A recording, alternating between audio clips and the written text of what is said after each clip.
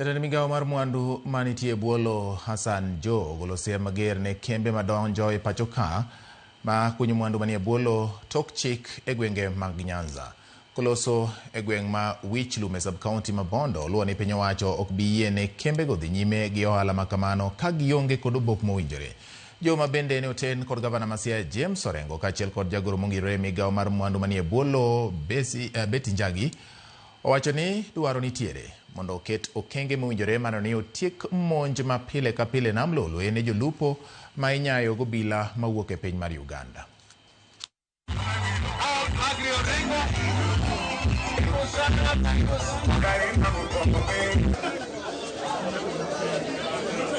Observed. I think we will not say much. We've said PMU to be able to say something and also give you that.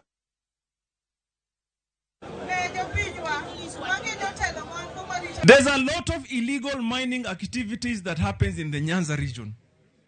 I have had a meeting with the regional police and the county commanders and others.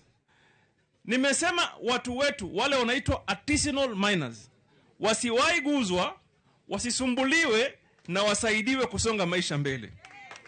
Lakini wale wakora ambao wanakuja hapa na mashini kubwa kubwa wanaingia kichaka na msituni kuchukua rasilimali ya mwananchi bila kuongea na mwananchi, bila kuongea na county government, bila kuacha rasilimali hapa, bila kuacha a shareable reasonable amount of money to the people of Siaya, we have no time for them.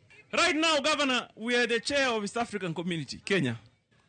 We'll find a way. We have to come up with a framework on how we in the East African community will be able to handle issues ya wagine wasidhulumiwe na wengine.